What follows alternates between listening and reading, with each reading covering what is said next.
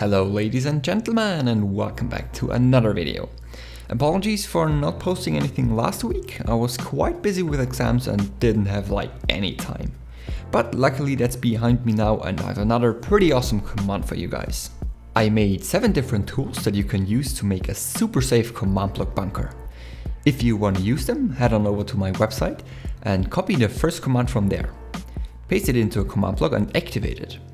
Now another command block should spawn, in which you have to paste the second command. After you activated it, the machine should be fully assembled and you are ready to go. And there are good news because this creation does not require a resource pack. There are tons of awesome bunkers out there already, but most of them consist of blocks that you can actually break. This is a problem of course, so the obvious solution would be to build your bunker out of Bedrock. This brings another problem with it, because Bedrock is not a building block that you can pick up or place. My command, however, gives you a Bedrock pickaxe, which allows you to do just that.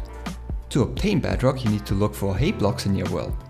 If you found or crafted some, select your pickaxe and just mine them.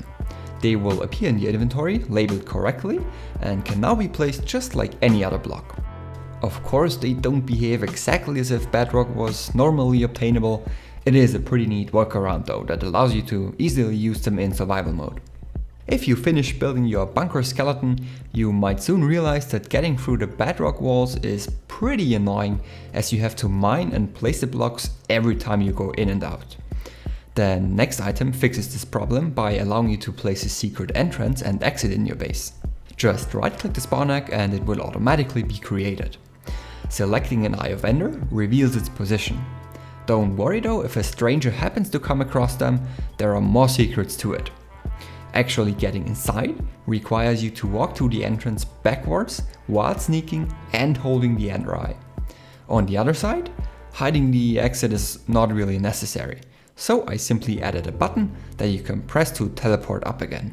This system is super flexible and works for ceilings of any thickness. Every time you place an entrance, an exit will be placed accordingly. To remove them again, simply destroy the block above the button. If you feel like your bunker is still a bit too empty, you might want to place some of the following features. The super enchantment table might seem very unexciting at first, but as soon as you sneak while standing in the green particles, bookshelves will appear around it. You might have guessed it, the red particles do the exact opposite. As soon as you sneak, the bookshelves will gradually disappear again. This system allows you to easily make enchantments of any level without having to destroy or place any blocks. Plus, it looks super cool how the ring magically creates itself. If you want to get rid of it though, simply destroy the enchantment table and all the armor stands will disappear as well. Before we get to the next tool, I would like to thank Mirage Maps for supporting me on Patreon. His generosity actually made me decide to lower the rewards, because I feel kinda bad getting too much money from one person. I also informed Mirage Maps about this, and this was the heartwarming response I got. Thank you so much, man. As for the rewards, now for $1 you will get a shoutout and will be listed in my channel description.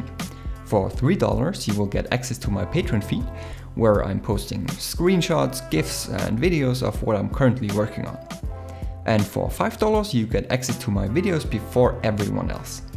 I sometimes have videos unlisted on my channel for several weeks before they go live, so if that's something you're interested in, the link to my Patreon can be found in the description. The next feature is a super furnace. This one's not very special, but still very practical because it does not require fuel. You can infinitely cook anything you want without having to waste precious coal. This one can also be removed by simply destroying the block. When you enter your bunker after a stressful fight, you might not wanna wait until you regen, but immediately get healthy again in order to continue your battle. This also will give you a golden apple if your health is below 2 hearts. As soon as you eat one of them and get above the threshold, the apple will disappear again. After all, it's supposed to be for emergencies, so it should be a fair compromise. The bunker is still missing some offensive possibilities though. So placing the next block allows you to launch a nuke at a position of your choice.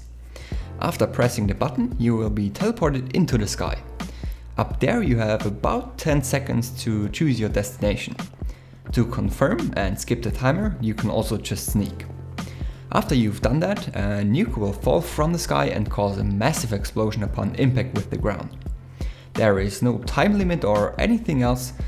As soon as you select a position, you can press the button again and send another nuke on its way. And last but not least, I made an alarm system to inform you about intruders.